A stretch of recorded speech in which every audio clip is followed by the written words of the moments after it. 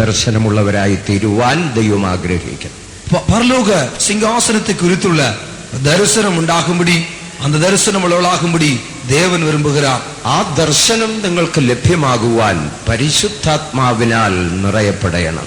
இந்த தரிசனத்தை நீங்கள் பெற்றுக்கொள்ளும்படியாய் பரிசுத்த ஆவினாலே நீங்கள் நிரப்பப்பட வேண்டும். യോഹന്നാൻ അപ്പോസ്തലൻ ആത്മവിവശനായപ്പോഴാണ് ദൈവസിംഹാസനത്തെ കണ്ടത്. இந்த யோவான் அப்போஸ்தலன் அவர் ஆவிக்குள் ஆக்கப்பட்ட பொழுதுதான் இந்த பரலோக சிங்காசனத்தை தரிசித்தார். ഈ ദൈവിക സിംഹാസനത്തിന്റെ വെളിപ്പാട് നിങ്ങൾക്കും ഉണ്ടാകുവാൻ പരിശുദ്ധാത്മാവിനാൽ നിറയപ്പെടേണ്ടിയിരിക്കുന്നു. இந்த தெய்வீக சிங்காசனத்தினுடைய வெளிப்படுத்தல் உங்களுக்கு உண்டாகும்படி நீங்கள் பரிசுத்தாவின் வல்லமையினால் நிரப்பப்பட வேண்டியிருக்கிறது. പരിശുദ്ധാത്മാവാണ് ഒരുവന്റെ ഹൃദയദൃഷ്ടിയെ, മനക്കണ്ണുകളെ പ്രകാശിപ്പിക്കുന്നത്. பரிசுத்தாவியானவர் ஒருவருக்கு மட்டுமே இருதய கண்களை, மனக்கண்களை பிரகாசிக்க பண்ண முடியும். ദൈവസിംഹാസനം എന്ന് പറയുമ്പോൾ അതിനെ നാലായി തിരിച്ചു പഠിക്കാമെന്ന് കഴിഞ്ഞ രാത്രിയിൽ ഓർപ്പിക്കുകയുണ്ടായി. தேவ சிங்காசனத்தை குறித்து நான்காக பிரித்து கற்றுக்கொள்ள முடியும் என்று கடந்த இரவில் நான் உங்களுக்கு சொன்னேன். ഒന്ന്, ന്യായവിധിക്കായി സ്ഥാപിക്കപ്പെടുവാൻ പോകുന്ന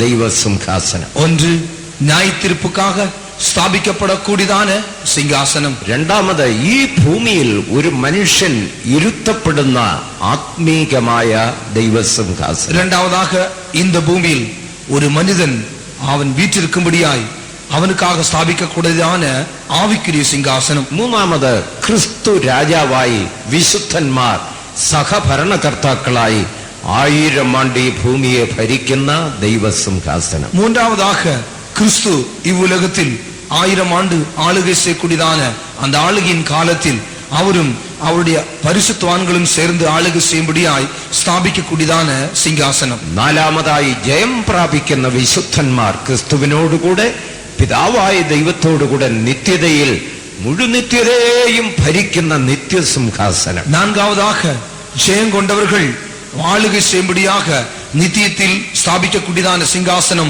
മുഴു നിത്യത്തെയും ആളുകை ചെയ്യக்கூடிய സിംഹാസനമായി இருக்கிறது. അത് കഴിഞ്ഞ രാത്രിയിൽ ദൈവം മനുഷ്യനെ ന്യായം വിധിക്കുവാൻ സ്ഥാപിക്കുവാൻ പോകുന്ന ന്യായവിധിயின் സിംഹാസനത്തെ കുറിച്ച് ധ്യാനിപ്പാനിടയായി. கடந்த இரவில் தேவன் மனிதரை நியாயந்திருக்கும்படியாய் அவர் സ്ഥാപിക്കக்கூடியதான സിംഹാസനത്തെ കുറിച്ച് ധ്യാനിத்தோம். വെളിപ്പാട് പുസ്തകം 20-ാം അധ്യായം 11 മുതൽ 15 വരെയുള്ള വാക്യങ്ങളിൽ ആ സിംഹാസനത്തിന്റെ വെളിപ്പാട് കാണാൻ കഴിയും. வெளிப்படுத்தின விசேஷம் 20-ஆம் அதிகாரம் 11 முதல் 15 வரையுள்ள வசனங்களில் இந்த சிங்காசனத்தில் ஒன்று നടക്കக்கூடிയதான ന്യായത്തീർപ്പை குறித்து காண்கிறோம்.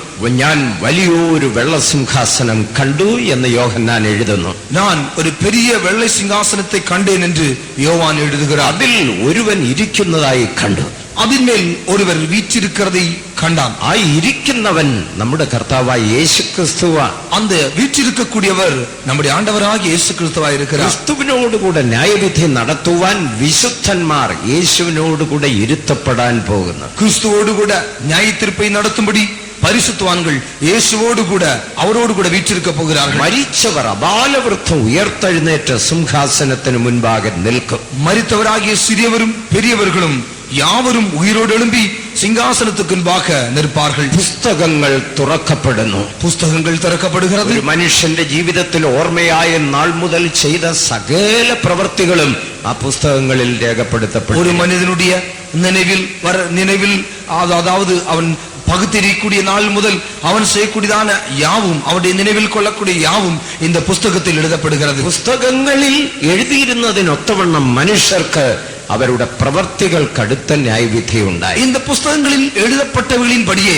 മനുഷ്യർക്ക് അവരുടെ ക്രിയകൾക്ക് ഏറ്റ വിധത്തിൽ ന്യായത്തീർപ്പ് ഉണ്ടായിച്ചു. ഒടുവിൽ ജീവന്റെ പുസ്തകം എന്നൊരു മറ്റൊരു പുസ്തകം തുറന്നു. കടീസിയാക ജീവപുസ്തകം എന്നതാണ് മറ്റൊരു പുസ്തകം തിരക്കപ്പെട്ടത്. ജീവപുസ്തകത്തിൽ പേരെഴുതപ്പെടാത്ത ഏവനെയും തീപ്പൊയ്കയിൽ തള്ളിയിടുമെന്ന് നാം അവിടെ വായിക്കുന്നു. ജീവപുസ്തകത്തിൽ പേരെഴുതപ്പെടാതെ യവനും இந்த അഗ്നിക്കടലിൽ തള്ളപ്പെടുവാൻ എന്ന് നാം അങ്ങ് വാസിக்கிறோம். ആ വെള്ള സിംഹാസന ന്യായവിധിയുടെ അന്ത്യമതായിരിക്കും. இந்த வெள்ளை சிங்காசனத்தினுடைய முடிவு ഇതായിരിക്കും. വെളിപ്പാട് പുസ്തകം 21-ന്റെ 8-ാം വാക്യത്തിൽ നാം ഇങ്ങനെ വായിക്കുന്നു. വെളിപ്പെടുത്തൽ വിശേഷം 21-ാം അധികാരം അതിനുடைய 8-ാം വചനത്തിൽ നാം இப்படி വാസിக்கிறோம். എന്നാൽ ഭീരുക്കൾ, അവിശ്വാസികൾ, അറയ്ക്കപ്പെട്ടവർ, കുലപാതകന്മാർ, ക്ഷുദ്രക്കാർ, ബിംബാരാധികൾ എന്നിവർക്കും ഭോഷ്ക് പറയുന്ന ഏവർക്കുമുള്ള ഓഹരി തീയും ഗന്ധകവും കത്തുന്ന പൊയ്കയത്രേ. ഭയപ്പെടുகிறவர்கள், അവിശ്വാസികൾ, അരുവരുപ്പാനവர்கள், கொலைபாதகர், விபசாரக்காரர், சூனியக்காரர், விக்கிரகாராதனைக்காரர், பொய்யர் அனைவரும் இரண்டாம் மரணமாகிய அக்கினியும் கந்தവും இருக்கிற கடலிலே പങ്കடைவார்கள் என்று വാസിക്കുന്നു. ഈ ന്യായവിധിയിൽ നിന്നും നിത്യ തീപ്പൊയ്കയിൽ നിന്നും വിടുതൽ നേടുവാൻ ഏക മാർഗം യേശുക്രിസ്തു മാത്രമാണ്. இந்த நியாயத்தீர்ப்பிலிருந்தும் அந்த நித்திய அழிவாகிய அந்த அக்கினி கடலிலிருந்தும் தப்பித்துக் கொள்வதற்கு இயேசு ஒருவரே மார்க்கமாயிருக்கிறார். ബൈബിൾ പറയുന്നു പുത്രനിൽ വിശ്വസിക്കുന്നവന് ന്യായവിധിയില്ല. வேதாகமம் சொல்லுகிறது குமாரனில் விசுவாசிக்கிறவன் ന്യായത്തീർപ്പിலிருந்து വിടുവിക്കപ്പെട്ടിരിக்கிறார். റോമർ 8:1 വായിക്കുന്നു, ക്രിസ്തുവേശുവിലുള്ളവർക്ക് ശിക്ഷാവിധിയില്ല. ரோமன் நிருபம் 8:1 வாசிக்கிறோம், கிறிஸ்துவுக்குள் காணப்படுகிற ஒருவருக்கு ஆக்கினை தீர்ப்பில்லை. യോഹന്നാൻ 3 വായിക്കുന്നു, പുത്രനിൽ വിശ്വസിക്കുന്നവന് നിത്യജീവനുണ്ട്. யோவான் சுவிசேஷம் 3 கடைசி பகுதியில் வாசிக்கும் பொழுது குமாரனில் விசுவாசிக்கிறவன் நித்திய ஜீவனை உடையவனாயிருக்கிறான். പുത്രനെ അനുസരിക്കാത്തവനോ നിത്യജീവനെ കാണുകയില്ല. കുമാരനുക്ക് കീഴ്പ്പടിയാതവൻ നിത്യ ജീവനെ ദർശിപ്പതില്ലേ. യേശുക്രിസ്തു ഇഹലോകത്തിലേക്ക് കടന്നു വന്നത് മനുഷ്യനെ ഈ ഭയാനക ന്യായവിധിയിൽ നിന്നും നിത്യ തീപ്പൊയ്കയിൽ നിന്നും വിടുവിക്കുവാൻ വേണ്ടിയാണ്. നമ്മുടെ ആண்டവരായ യേശു ക്രിസ്തു இந்த உலகத்தில் வந்த ஒரு நோக்கம் என்னவென்றால் இந்த நியாயத்தீர்ப்பிலிருந்தும் அதாவது அந்த நித்திய அக்கினி கடலிலிருந்தும் அவனை விடுவிக்கும்படியாகவே வந்தார். അതിനുവേണ്ടി യേശുക്രിസ്തു മുഴു മനുഷ്യവർഗത്തിന്റെയും പാപത്തെ തന്റെ മേൽ വഹിച്ചു. அதற்காகவே முழு மனுக்குலத்தின் பாவத்தை அவர் தம்மேல் ஏற்றுக்கொண்டார். നമ്മുടെ സമാധാനത്തിനുള്ള ശിക്ഷ അവന്റെ മേലായി. நம்முடைய സമാധാനത്തിനാன അഗ്നി തീർപ്പ് അവർ മേൽ വന്നത്. ദൈവത്തിന്റെ വചനത്തിൽ നാം അങ്ങനെ വായിക്കുന്നു. യെശയ്യാ പ്രവചനം 53 ஏசாயா தீர்க்கதரிசன புத்தகம் 53 நாம் இப்படி வாசிக்கிறோம். ദൈവത്തിന് മഹത്വമുണ്ടാകട്ടെ. രണ്ടാമതായി ദൈവസിംഹാസനം എന്ന് പഠിക്കുമ്പോൾ ഒരു മനുഷ്യൻ ഇപ്പോൾ വന്നു ചേരുവാൻ കഴിയുന്ന സ്പിരിച്വൽ ത്രോൺ, ആത്മീകമായ സിംഹാസനം. இரண்டாவது இந்த சிங்காசனத்தை குறித்து படிக்கும் பொழுது ஒரு மனிதன் இப்பொழுது வந்து சேரக்கூடியதான ஆவிக்குரிய சிங்காசனம். അതിലൊരു വലിയ മർമ്മം അടങ്ങിയിരിപ്പുണ്ട്. அதற்குள்ளே ஒரு பெரிய ரகசியம் அடங்கியிருக்கிறது. അത് ഒരു അക്ഷരീകമായ സിംഹാസനമല്ല, അത് ആത്മീകമായ സിംഹാസനം. அது எழுத்துக்குரிய സിംഹാസനം അല്ല, അതൊരു ആവിക്കുரிய സിംഹാസനം. ഇപ്പോൾ ഈ ആത്മീക സിംഹാസനത്തിൽ ഇരുത്തപ്പെടുന്നവർക്ക് മാത്രമേ 1000 ആണ്ട് യേശുവിനോടുകൂടെ വെള്ളസിംഹാസന ന്യായവിധിയിൽ ക്രിസ്തുവിനോടുകൂടെ നിത്യസിംഹാസനത്തിൽ യേശുവിനോടുകൂടെ ഇരുത്തപ്പെടാൻ കഴിയും. இப்பொழுது இந்த ஆவிக்குரிய சிங்காசனத்தில் வீற்றிருக்கக்கூடிய ஒரு நபருக்கு 1000 வருட அரசாட்சியில் இயேசுவோடு கூட அந்த 1000 வருட அரசாட்சியில் உள்ள சிங்காசனத்தில், அதாவது அடுத்து வெள்ள சிங்காசன அந்த நியாய தீர்ப்பில் அதனுடைய சிங்காசனத்தில் மட்டுமல்ல, அதற்கு பிற்பாடு നിത്യത്തിൽ അവിടെ സിംഹാസനത്തിൽ വീற்றிருக்க முடியும். ഇല്ലെങ്കിൽ ഒരർത്ഥത്തിൽ പറഞ്ഞാൽ വരുവാൻ പോകുന്ന 3 ദൈവസിംഹാസനത്തിന്റെ നിലവാരങ്ങളിൽ യേശുവിനോടുകൂടെ ഇരുത്തപ്പെടാൻ ഇപ്പോഴേ നമ്മെ ദൈവസിംഹാസനത്തിൽ ഇരുത്തി ദൈവം അഭ്യസിപ്പിക്കുകയാണ്. ചുരുക്കமாக சொன்னால் இனி வெளிப்படக்கூடியதான இனி வீற்றிருக்கக்கூடியதான அந்த 3 சிங்காசனங்களில் வீற்றிருப்பதற்காக இப்பொழுது ஆவிக்குரிய சிங்காசனத்தில் ஆண்டவராய் இயேசு அவர்களை உட்கார வைத்து அவர்களை பயிற்சித்து வருகிறார். ദൈവത്തിന് മഹത്വമുണ്ടാകട്ടെ. അതൊരു വലിയ മർമ്മമാണ്, അതൊരു பெரிய രഹസ്യം. പക്ഷേ ഇന്നത്തെ ലോകത്തിന് അത് വെളിപ്പെട്ടിട്ടില്ല. ஆனால் இந்த உலகத்திற்கு அது வெளிப்படாமல் இருக்கிறது. ക്രിസ്തീയ ഗോളത്തിന് പോലും ഈ മർമ്മം മറയ്ക്കപ്പെട്ടിരിക്കുന്നു. ക്രിസ്തുവ ഉലകത്തിற்கும் இந்த രഹസ്യം മറയ്ക്കപ്പെട്ടിരിക്കുന്നത്. യഥാർത്ഥ ക്രിസ്തീയ ജീവിതം എന്ന് പറയുന്നത് ദൈവസിംഹാസനത്തിൽ ഇരുത്തപ്പെടുന്ന അവസ്ഥയാണ്. ഉണ്മயான ക്രിസ്തീയ ജീവിതം എന്ന് சொல்லும் பொழுது ஆண்டவருடைய அந்த ஆவிக்குரிய சிங்காசனத்தில் வீற்றிருப்பதுதான். ഈ ആത്മീയമായ സിംഹാസനത്തിൽ ഇരുത്തപ്പെടുക എന്ന് പറയുന്നതിന്റെ അർത്ഥം എന്താണ്? இந்த ஆவிக்குரிய സിംഹാസനത്തിൽ ഉட்கார வைக்கப்படுவது என்று சொன்னால் அதனுடைய பொருள் தான் என்ன? ഞാൻ മുമ്പേ ഓർപ്പിച്ചു, ഇത് അക്ഷരീകമായ ഒരു ഇരിപ്പിടത്തിൽ ഇരുത്തപ്പെടുന്ന നിലയല്ല. நான் முன்னமே நினைப்பூட்டினேன், இது எழுத்துக்குரிய ஒரு இருப்பிடത്തിൽ ഉட்கார வைக்கக்கூடிய ஒரு இருப்பிடമല്ല. നമ്മെ ഈ ലോകത്തിൽ ഒരു വാഴ്ച തന്ന് രാജാക്കന്മാരാക്കി വെക്കുന്നു. നമ്മை இவ்வுலகத்தில் நமக்கு ஒரு ஆளுகையை தந்து நம்மை ராஜாக்களாக நியமிக்கிறார். ദൈവത്തിന് സ്തോത്രം, കർത്തർക്ക് സ്തോത്രം. അതാണ് റോമാലേഖനം 5-ാം അധ്യായത്തിന്റെ 17-ാം വാക്യത്തിൽ വായിക്കുന്നത്. அதை குறித்து ரோமன் நிருபம் 5-ാം അധ്യായം 17-ാം വചനത്തിൽ വാസിக்கிறோം. അവിടെ അവിടെ ഒരു വാഴ്ചയെ കുറിച്ച് അപ്പോസ്തലനായ പൗലോസ് വ്യക്തമാക്കുകയാണ്. இங்கே ஒரு ஆளுகை குறித்து அப்போஸ்தலனாയ പൗൽ 5:17 വാക്യം. 5-ാം അധ്യായം 17-ാം വചനം.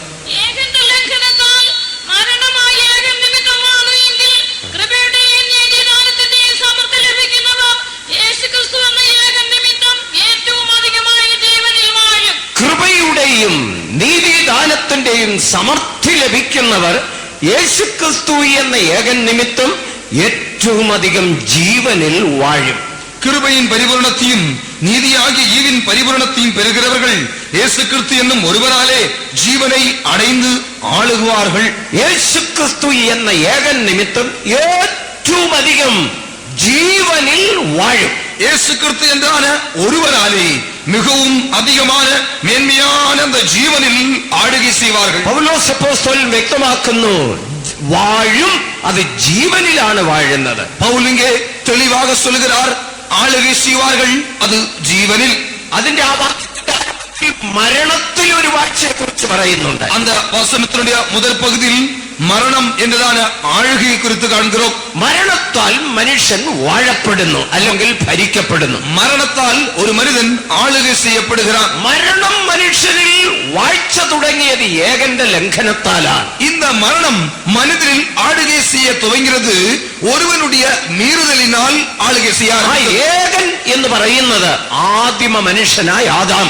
அந்த ஒருவன் என்று சொல்லும் பொழுது ആദി മനുഷ്യനായ ആദാം. ആദാമിന്റെ ലംഘനത്താൽ മരണം അന്നു മുതൽ ഭൂമിയിൽ മനുഷ്യന്റെ മേൽ വാഴുവാൻ തുടങ്ങി. ആദാമിനുடைய മീറുതലിനാലേ അன்று മുതൽ ഭൂമിയിൽ മനുഷ്യന് മേൽ മരണം ആളുകை செய்ய ആരംഭിച്ചത്. എന്നാൽ യേശുക്രിസ്തു എന്ന ഏകൻ ഈ ഭൂമിയിലേക്ക് ഇറങ്ങി വന്നത് നിമിത്തം, ஆனால் கர்த்தராയ இயேசு கிறிஸ்துவாகிய அந்த ஒருவர் இந்த பூமியில் இறங்கி வந்த நிமித்தமாக ആ മരണത്തിന്റെ വാഴ്ചയിൽ നിന്ന് മനുഷ്യനെ വിടുവിച്ച് മറ്റൊരു വാഴ്ചയിലേക്ക് കൊണ്ടുവരികയാണ്. മരണത്തിനുடைய ആളുകയിൽ നിന്ന് മനുഷ്യനെ വിടുതലാക്കി മറ്റൊരു ആളുകയ്ക്കുൾ അവനെ കൊണ്ടുവരുகிறாർ. ഇല്ലെങ്കിൽ ഒരർത്ഥത്തിൽ പറഞ്ഞാൽ അവനെ സിംഹാസനത്തിൽ വാഴ്ചയ്ക്ക് വേണ്ടി രാജാവായി അവരോധിക്കുന്നു, അഭിഷേകം ചെയ്യുന്നു. அதை குறித்து சுருக்கமாக சொன்னால் அவனை ആളുകയ്ക്കാக ഒരു സിംഹാസനത്തിൽ അവനെ വീറ്റിരിക്കപ്പെടുகிறாർ എന്ന് சொல்லலாம். ദൈവത്തിന് മഹത്വം ഉണ്ടാകട്ടെ. എങ്ങനെയാണ് ആ ആത്മീക സിംഹാസനത്തിൽ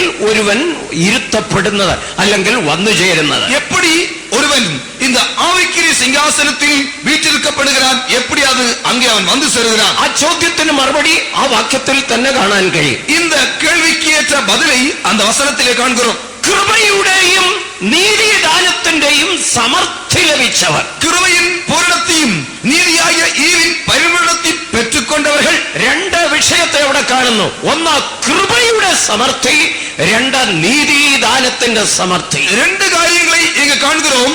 ഒന്ന് കൃപയിൻ പൂർണ്ണം, മറ്റൊന്ന് നീതിയിൻ പൂർണ്ണം. ഈ രണ്ട് വിഷയങ്ങളാണ് ഒരുവനെ ആത്മീക സിംഹാസനത്തിലേക്ക് ഉയർത്തിക്കൊണ്ടുവരുന്നത്. இந்த രണ്ട് കാര്യങ്ങൾ ഒരു മനുഷ്യനെ ആവിക്കുரிய സിംഹാസനത്തിലേക്ക് ഉയർത്തിക്കൊണ്ടുവരുகிறது. അതിനു മുൻപേ അവൻ മരണത്തിന്റെ ആ അധീനതയിൽ നിന്ന്, ആ വാഴ്ചയിൽ നിന്ന് അവൻ വിടുവിക്കപ്പെടണം. அதற்கு முன்பாக மரணத்தினுடைய கட்டுப்பாடு, மரணத்தினுடைய ஆளுகையிலிருந்து அவன் விடுவிக்கப்பட வேண்டும். വിടുവിക്കപ്പെടാൻ ഏക മാർഗം കാൽവറി ക്രൂശ് മാത്രം. അവരെ വിടുവിക്കപ്പെടുമ്പടിയായി ഒരേ ഒരു മാർഗം കൽവാരി സിലുവയിൻ മാർഗം. മരണം ഒരു വലിയ ശക്തിയാണ് മനുഷ്യവർഗത്തെ ഇന്ന് വാണുകൊണ്ടേയിരിക്കുന്നത്. മരണമാണത് ഒരു പെരിയ വല്ലമയാക മനുക്കുലത്തെ ആളുകை செய்கிறது. മരണം ഒരു വലിയ ബന്ധനമായി മനുഷ്യനെ ബന്ധിച്ചു വെച്ചിരിക്കുന്നു. മരണമാണത് ഒരു പെരിയ കട്ടാക മനുഷ്യനെ കട്ടി வைத்திருக்கிறது. അവനെ അതിൽ നിന്ന് വിടുവിക്കുവാൻ തത്വചിന്തകൾക്കോ അല്ലെങ്കിൽ ആചാരാനുഷ്ഠാനങ്ങൾക്കോ കഴിഞ്ഞിട്ടില്ല, കഴിയത്തുമില്ല. അതിൽ നിന്ന് മനുഷ്യനെ വിടുതലാക്കുമ്പടിയായി തത്വജ്ഞാനങ്ങൾക്കോ ആചാരങ്ങൾ വഴിപാടുകൾക്കോ ഇതുവരെ മുടിയവില്ല, ഇനിയും അതിനാൽ വിടുവിക്ക മുടിയാതെ. മരണത്തിന്റെ അടിമത്വത്തിൽ നിന്ന് വിടുവിക്കുവാൻ ശക്തിയുള്ള ഒരുവനുണ്ടെങ്കിൽ മരണത്തെയും പാതാളത്തെയും ജയിച്ച നസ്രയനായ യേശു മാത്രം. മരണത്തിനുള്ള അധികാരത്തിൽ നിന്ന് ഒരു വിടുതലാക്ക കൂടുമാനാൽ அதை மரணத்தில் அவரை விடுதலாக்கும்படியாய் மரணத்தையும் பாதாளத்தையும் ஜெயித்தான அந்த இயேசுவினால் மட்டுமே அது சாத்தியமாகிறது. അതുകൊണ്ടാണ് ഞങ്ങൾ നിങ്ങളെ യേശുവിങ്കലേക്ക് വിളിക്കുന്നത്. അതുകൊണ്ടാണ് ഞങ്ങൾ ഉങ്ങളെ യേശുവിற்கு നേരാக அழைக்கிறோம். അവിടെയാണ് മരണത്തിന്റെ അധീനതയിൽ നിന്ന് മനുഷ്യവർഗത്തിന്റെ മോചനം. அங்கேதான் மனிதன் மரணத்தினுடைய அந்த ஆளுகை, அந்த கட்டுப்பாட்டிலிருந்து விடுதலையாக்கப்படுகிறார். ദൈവത്തിന് മഹത്വം ഉണ്ടാകും. கர்த்தருக்கு மகிமை உண்டாகட்டும். അവൻ വിടുവിക്കപ്പെടുക മാത്രമല്ല ദൈവ സിംഹാസനത്തിലേക്ക് ഉയർത്തപ്പെടണം. அவன் விடுவிக்கப்படுவது மட்டுமல்ல, தேவ சிங்காசனத்துக்கு அவன் உயர்த்தப்பட வேண்டும். അതിന് കൃപയുടെ സമർത്ഥി അവൻ അനുഭവമാക്കണം. அதற்கு அவனுக்கு கிருபையின் பரிபூரணம் தேவையா இருக்கிறது. കൃപയുടെ സമർത്ഥി എവിടെയാണ് ലഭിക്കുന്നത്? கிருபையின் பரிபூரணம் எங்கே பெற்றுக்கொள்ளலாம்? കൃപയുടെ സമർത്ഥി നസ്രയനായ യേശുവിൽ. கிருபையின் பூரணம் നസനായ യേശുവിൽ കാണുക. യോഹന്നാന്റെ സുവിശേഷം 1:14 16 വായിക്കുമ്പോൾ, യോഹന്നാൻ സുവിശേഷം 1-ാം 14-ാം വചനം 16-ാം വചനത്തെ വായിക്കുമ്പോൾ ദൈവത്തിന്റെ ദാസനായ യോഹന്നാൻ പറയുകയാണ്, വചനം ജഡമായി കൃപയും സത്യവും നിറഞ്ഞവനായി നമ്മുടെ ഇടയിൽ പാർത്തു. அந்த வசனமானது, வார்த்தையானது மாம்சமாகி கிருபையும் சத்தியம் நிறைந்தவராய் நமக்குள்ளே அவர் வாசம் பண்ணினார். യേശു ക്രിസ്തു കൃപ നിറഞ്ഞവനായി, അല്ലെങ്കിൽ കൃപയുടെ പൂർണ്ണതയായി ഈ ലോകത്തിലേക്ക് ഇറങ്ങി. യേശു കൃപയുള്ളവരായി, കൃപയും പൂർണ്ണരായി ഈ ഉലകത്തിൽ വെളിപ്പെട്ടാർ. മാത്രമല്ല അവന്റെ നിറവിൽ നിന്ന് 16-ാം വാക്യത്തിൽ വായിക്കുന്നു, അവന്റെ നിറവിൽ നിന്ന് നമുക്കെല്ലാവർക്കും കൃപമേൽ കൃപ ലഭിച്ചു വരിക. അത് மட்டுமல்ல, 16-ാം വചനത്തിൽ വാസിக்கிறோம், അവരുടെ പരിപൂർണത്തിലിருந்து നാം കൃപയിന്മേൽ കൃപയെ പെற்றுകൊള്ളുகிறோം. കൃപയുടെ നിറവ്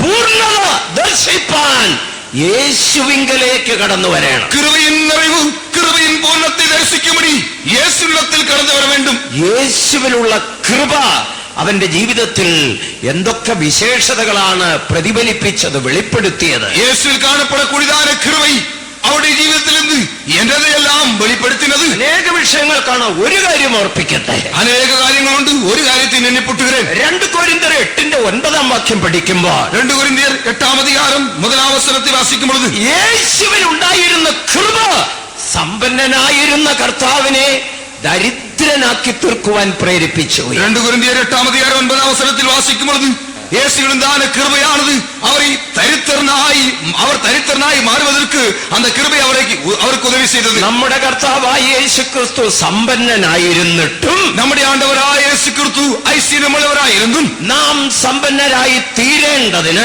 നാം ഐശ്വര്യവാന്കളായി മാറുമ്പടിക്ക് അവൻ നമുക്ക് വേണ്ടി ദരിദ്രനായി തീർന്ന കൃപ നിങ്ങൾ അറിയുന്നുവല്ലോ. അവർ നമുക്കാக ദരിദ്രനായി മാറ്റപ്പെട്ട കൃപയെ നിങ്ങൾ അറിയുന്നീர்களே. യേശുവിനെ കുറിച്ച് പറയുന്ന അവൻ സമ്പന്നനായിരുന്നു. യേശുവെ കുറിച്ച് சொல்லப்படுகிறது അവർ ഐശ്വര്യമുള്ളവരായിരുന്നു. ഈ ലോകത്തിലെ സകല സമ്പന്നന്മാരെക്കാളും സമ്പന്നൻ. இந்த உலகத்திലുള്ള എല്ലാ ഐശ്വര്യവാന്കളെ വിட ഐശ്വര്യവാൻ. പിതാവായ ദൈവത്തോടുകൂടെ മഹിമാസനത്തിൽ തുല്യമായ സ്ഥാനത്ത് പദവിയിൽ ഇരുന്നവൻ.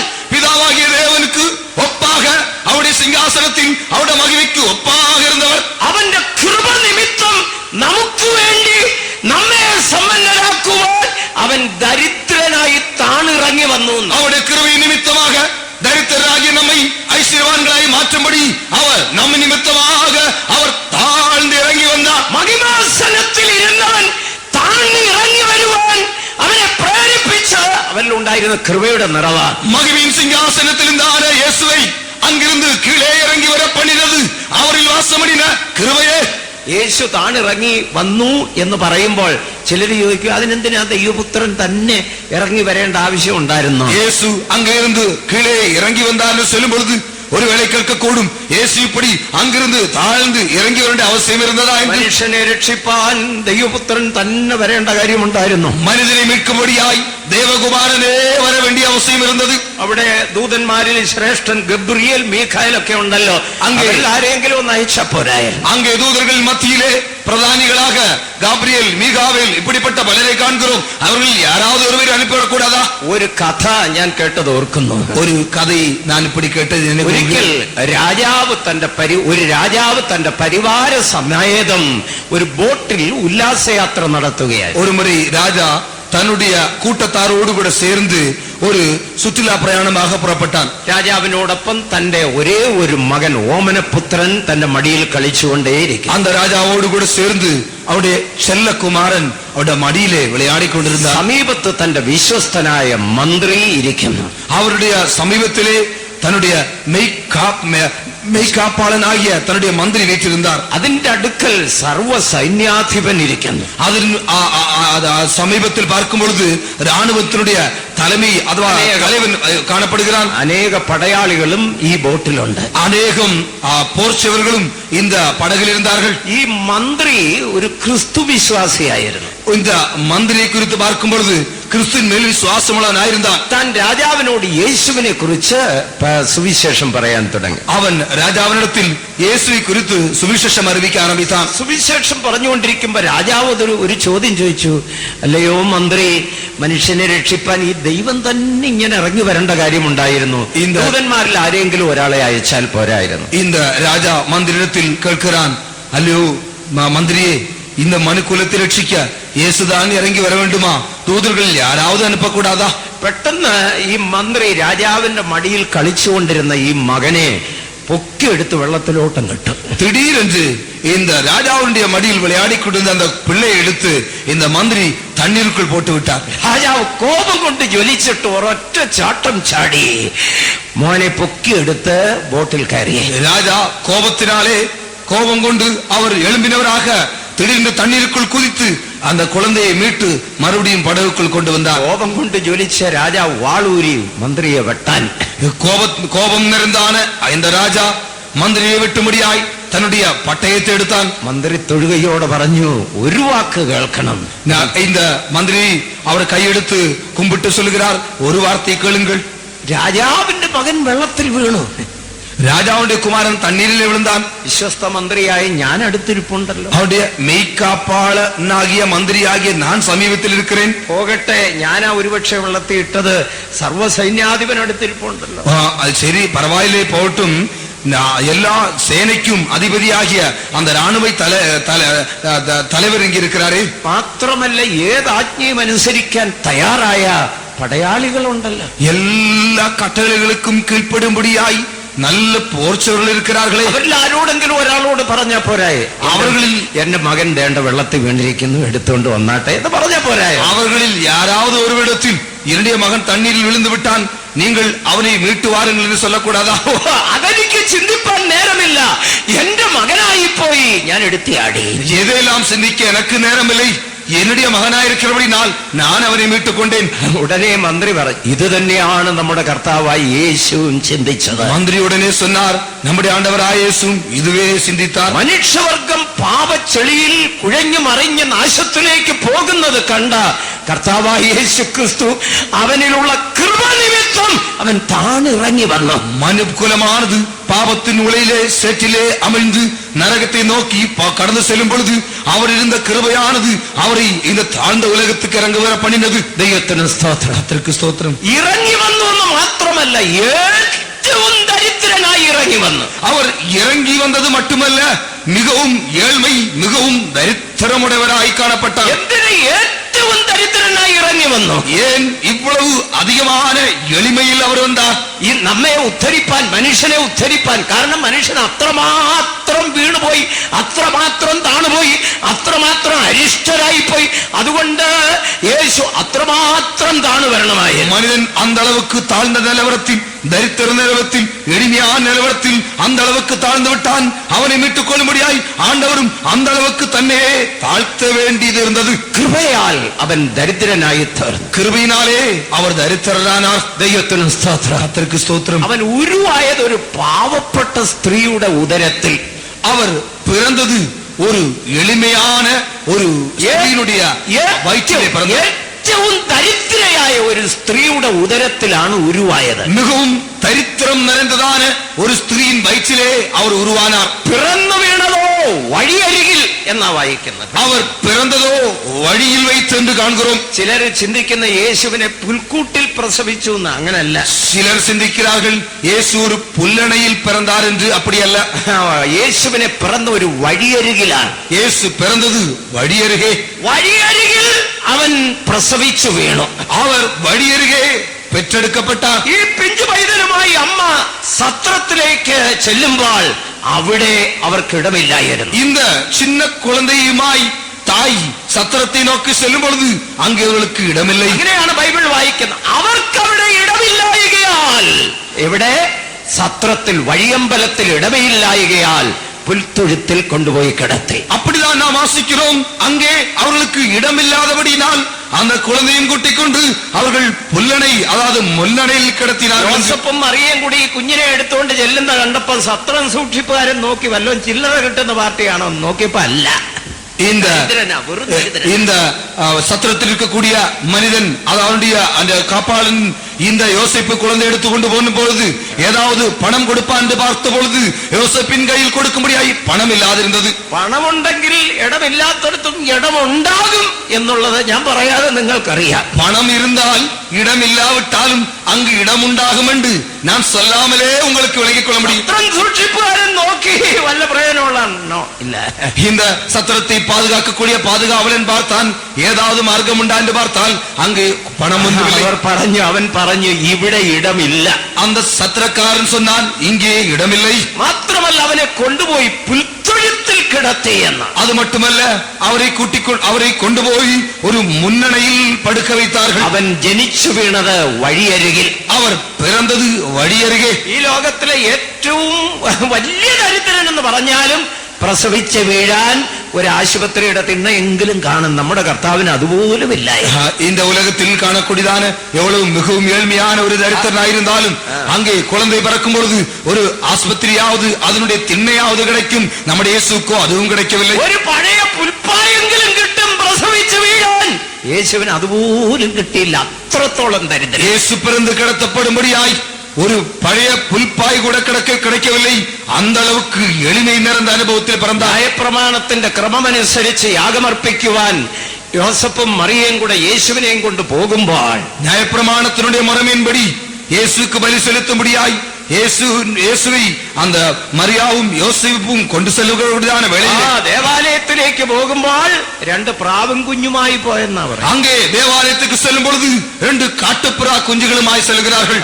കാരണം ന്യായപ്രമാണം പറയുന്നത് ഒരു ആട്ടിൻകുട്ടിയെയോ കാളക്കിടാവിനെയോ കൊണ്ടുപോകണമെന്നാണ് പ്രമാണം. അതിന് നിവൃത്തിയില്ലാത്ത ദരിദ്രനാണെങ്കിൽ ഒരു പ്രാവും കുഞ്ഞിനെ കൊണ്ടുപോയാൽ മതി. ന്യായപ്രമാണം சொல்லுகிறது பலி செலுத்தும்படியாய், காணிக்கை செலுத்தும்படியாய் ஒரு காளையோ ஒரு ஆட்டுக்குட்டியோ செலுத்த வேண்டும். அது செலுத்துவதற்கு വഴി ഇല്ലാവിട്ടാൽ ഒരു പുറാക്കുഞ്ഞെ സെലുത്തലാം എന്ന്. യാഗമർപ്പിക്കാൻ പോകുന്ന യോസേപ്പിന്റെ കയ്യിൽ രണ്ട് പ്രാക്കുഞ്ഞുങ്ങൾ ഇരിക്കുന്നു. അത് വെളിപ്പെടുത്തുന്നത് ഏറ്റവും വലിയ ദരിദ്രനായിരുന്നു. இந்த வலி செலுத்தும்படியாய் கடந்து சென்றான் யோசேப்பின் கைகளில் பார்க்கும் பொழுது ரெண்டு புறா குஞ்சுகள் மட்டும் இருந்தது. அந்த அளவுக்கு ദരിദ്രനായിരുന്നാൻ എന്ന് அதை കാണിക്കുന്നത്. സഞ്ചരിപ്പാൻ അവനൊരു പടകുണ്ടായിരുന്നില്ല. അവർ സഞ്ചരിക്കുമ്പടിയായി അവർക്കൊരു പടകില്ലേ. അതുകൊണ്ടാണ് ശീമോന്റെ പടക് കണ്ടപ്പോൾ നീക്കി അതിനകത്ത് കയറി സഞ്ചരിച്ചത്. ആനപടിനാൽ ശീമോനിന്റെ പടകை பார்த்து அதை அப்புறம் சத்து தள்ள சொல்லி அதில் ஏறி உட்காருகிறார். നികുതി കൊടുപ്പാൻ കയ്യിൽ പണമില്ലായിരുന്നു. അവർ വരി കൊടുക്കുമ്പടിയായി കയ്യിൽ വരിപ്പണമില്ലേ. അതുകൊണ്ടാണ് പത്രോസിനോട് പറഞ്ഞത്, കടലിൽ പോയി ചൂണ്ടയിട്ട് ആദ്യം കാണുന്ന മീനെ പിടിക്കുക, അതിന്റെ വായിലിരിപ്പുണ്ട്, അതെടുത്ത് എനിക്കും നിനക്കും വേണ്ടി കൊട്. ஆனபடினாலே பேதுருவை பார்த்து சொல்லுகிறார், கடலில் சென்று முதலாவது நீ தூண்டில் போட்டு முதலாவது பிடிக்கக்கூடியதான மீனை எடுத்து அதனுடைய வாயில் பார், அதற்குள்ளே ஒரு வெள்ளி பணம் இருக்கும், அதை எடுத்து உனக்கும் எனக்கும் വരി செலுത്തണ്ട. മരിക്കുന്ന സമയത്ത് തലവയ്ക്കുവാൻ ഒരു തലേണയില്ലായിരുന്നു. സ്വന്തം തോളിൽ തല ചായച്ചു. അവർ മരിക്കും പൊഴുത് അവർ തല സായ്ക്കുമ്പടി ഒരു തലയാണിയെ ഇല്ലാതപടിയാൽ അവർ നമ്മുടെ തോളിൽ തല സായ്ത്താർ. അടക്കുവാൻ സ്വന്തമായി ഒരു കല്ലറയില്ലായിരുന്നു. വല്ലവന്റെയും കല്ലറയിൽ അടക്കി. അവരെ മരിത്ത പൊഴുത് അടക്കുമ്പടിയായി സ്വന്തமாக ഒരു കല്ലറ ഇല്ലാതിരുന്നത് മറ്റൊരു നബറുടെ കല്ലറയിൽ അവർ അടക്കപ്പെട്ടാർ. യേശുക്രിസ്തു ദരിദ്രനായി. യേശുക്രിസ്തു ദരിദ്രനാണ്. എന്തിനു വേണ്ടി ദരിദ്രനായി? നമ്മെ ഉദ്ധരിപ്പാൻ, നമ്മെ സമ്പന്നരാക്കുവാൻ. അവർ എതற்காக ദരിദ്രനാനാർ? നമ്മെ മീட்கும்படியாகும், നമ്മെ ഐശ്വര്യവാന്കളായി മാറ്റുம்படியாகும். ഇത്രയും അവനെ ദരിദ്രനാക്കി താഴ്ത്തിയത് അവനിലുണ്ടായിരുന്ന കൃപയാണ്. இந்த அளவுக்கு அவரை தாழ்த்தி அவரை ദരിദ്രനായി മാറ്റിയത് അവരിൽ വാസമണിയ കൃപയായിരുന്നത്. അതുകൊണ്ടാണ് പൗലോസ് അപ്പോസ്തലൻ പറയുന്നത്, അവൻ ദരിദ്രനായി തീർന്ന കൃപ നാം അറിയുന്നുവല്ലോ. അതിനാൽ പരിശുദ്ധ പൗലോസ് சொல்கிறார், அவர் ദരിദ്രനായി മാറ്റപ്പെട്ടതാണ് அந்த கிருபையை நீங்கள் அறிகிறீர்களே. ദൈവത്തിന് സ്തോത്രം, കർത്തർക്ക് സ്തോത്രം. കൃപയാൽ ദരിദ്രനായി തീർന്നവൻ കൃപയാൽ മനുഷ്യവർഗത്തിനു വേണ്ടി മരിക്കുന്നു. இந்த கிருபையினால் ദരിദ്രനായി മാറ്റപ്പെട്ട இந்த യേശുവാനവർ കൃപയിനാലെ മനുക്കുലത്തുക്കാக മരിக்கிறார். അവനൊരു കൃപാസനമായി ഇന്ന് മനുഷ്യവർഗത്തിനു വേണ്ടി ഇടിവിൽ നിൽക്കുകയാണ്. ഇന്നേക്കും തിറപ്പിൻ വാസലിലെ അവർ ഒരു കൃപാസനമാകவே കാണപ്പെടുகிறார். ആ കൃപയുടെ ലഭിക്കുവാൻ നാം യേശുവിങ്കലേക്ക് അടുത്തു വരണം. അവിടെ ഈ കൃപ ലഭിക്കുകയുള്ളൂ. அந்த கிருபையின் பூரணத்தை அடையும்படியாய் യേശുവിടത്തിൽ വര வேண்டும்.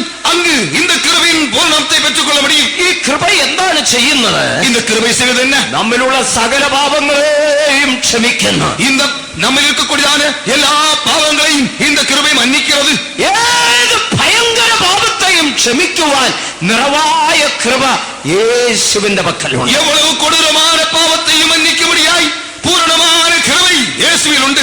ദൈവത്തിന് സ്തോത്രം. അത്രമാത്രം കൃപ നിറഞ്ഞവനായി, அந்த அளவுக்கு அவர் கிருபை நிறைந்தவர். എഫേസ്യ ലേഖനം 2:8 വായിക്കുന്നു. എഫേസ്യർ 2:8 വാസിக்கிறோம். ഈ കൃപയുടെ നിറവ് ഒരുവനെ രക്ഷയിലേക്ക് വഴി നടത്തുന്നു. இந்த கிருபையின் நிறைவானது ஒரு மனிதனை രക്ഷിப்புக்கு വഴി നടത്തുகிறது. പൗലോസ് അപ്പോസ്തലൻ പറയാണ്, കൃപയാലല്ലോ വിശ്വാസം മൂലം നാം രക്ഷിക്കപ്പെട്ടു. പൗലോസ് അപ്പോസ്തലൻ சொல்கிறார், கிருபையினாலே விசுவாசத்தை கொண்டு രക്ഷിക്കപ്പെട്ടீர்கள். ആ കൃപയുടെ നിറവ് ഒരുവനിൽ ആദ്യമായി കൊണ്ടുവരുന്നത് രക്ഷ.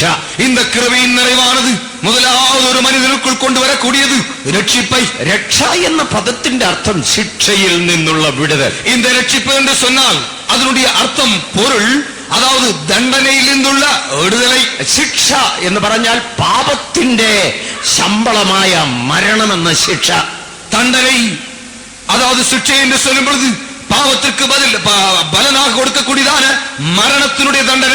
ആ പാപത്തിന്റെ ശമ്പളമാകുന്ന മരണത്തിൽ നിന്ന് വിടുവിക്കപ്പെടണമെങ്കിൽ പാപത്തിൽ നിന്ന് വിടുവിക്കപ്പെടണം. പാപത്തിന് ശമ്പളമാകിയ മരണത്തിൽ നിന്ന് വിടുതലാക്കപ്പെട വേണ്ടുമാനാൽ അതിൽക്കൊണ്ടാകവൻ പാപത്തിൽ നിന്ന് വിടുതലാക്കപ്പെട வேண்டும். പാപത്തിൽ നിന്ന് വിടുവിക്കപ്പെടുവാൻ ദൈവകൃപ യേശുവിൽ നിറഞ്ഞു നിൽക്കുന്നു. പാപത്തിൽ നിന്ന് വിടുതലാക്കപ്പെടുമ്പടിയായി ദേവരുടെ കൃപ യേശുവിൽ നിറമ്പിയിരിക്കുന്നത്. അവന്റെ അടുക്കലേക്ക് വരുന്ന ഏത് ഭയങ്കര പാപിയെയും പാപത്തിൽ നിന്ന് വിടുവിക്കുവാൻ, പാപത്തെ മോചിക്കുവാൻ, പാപത്തെ നീക്കുവാൻ കൃപയുടെ പൂർണ്ണത യേശുവിൽ.